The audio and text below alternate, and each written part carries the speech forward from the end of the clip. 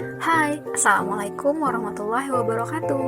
Pada kesempatan kali ini, Erin akan sharing tentang satu isu yang sering berkembang di masyarakat, berkaitan tentang kecerdasan seseorang. Banyak kabar yang menyebutkan bahwa kecerdasan seorang anak atau seseorang itu diturunkan oleh ayah dan ibunya. Apakah itu benar? Yuk kita cari tahu. Nah, sebelumnya kita harus paham dulu nih, apa sih yang dimaksud dengan kecerdasan?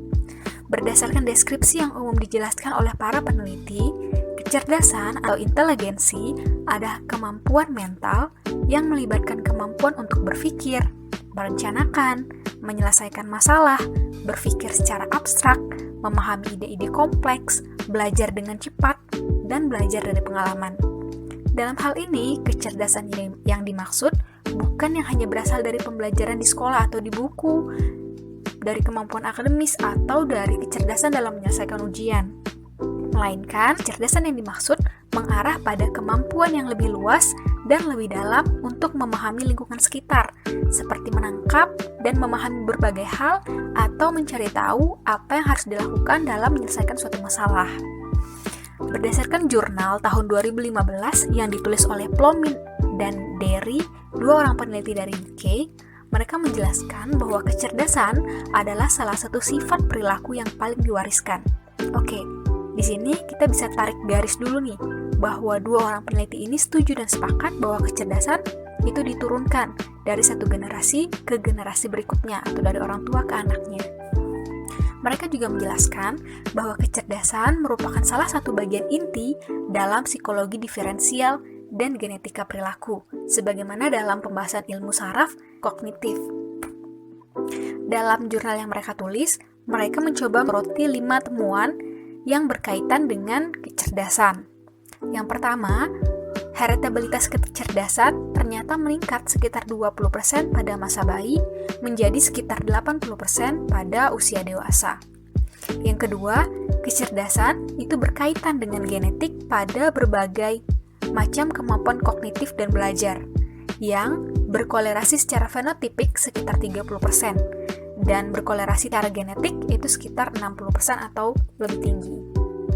Kemudian yang ketiga, perkawinan asortatif atau perkawinan non-random ternyata memiliki porsi yang lebih besar dalam penentuan kecerdasan daripada penentuan sifat perilaku seperti kepribadian dan psikopatologi. Hal ini disebabkan karena perkawinan asortatif dapat menambah variasi genetik aditif ke dalam populasi setiap generasi, sehingga berkontribusi terhadap heritabilitas kecerdasan seseorang. Yang keempat, kecerdasan tidak seperti halnya kemampuan mental lainnya. Kecerdasan ini umumnya didistribusikan dengan ujung positif dari kinerja luar biasa yang merupakan model untuk genetika positif. Dan yang kelima, kecerdasan dikaitkan dengan pendidikan dan kelas sosial serta kesehatan seseorang.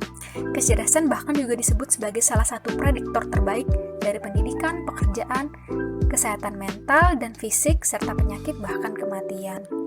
Dalam artikel ilmiah yang lain yang berjudul Genetics of Intelligence tahun 2006 yang ditulis oleh Derry et al., beliau memaparkan bahwa ternyata kemampuan kognitif spesifik seseorang dipengaruhi oleh faktor genetik.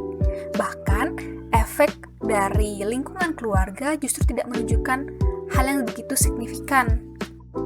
Beliau memaparkan hasil penelitian beberapa peneliti yang menunjukkan bahwa kolerasi kecerdasan antara ibu kandung dengan ayah kandung terhadap anak kandungnya menunjukkan angka yang lebih tinggi dibandingkan dengan kolerasi uji antara ayah dan ibu angkat dengan anak angkat mereka.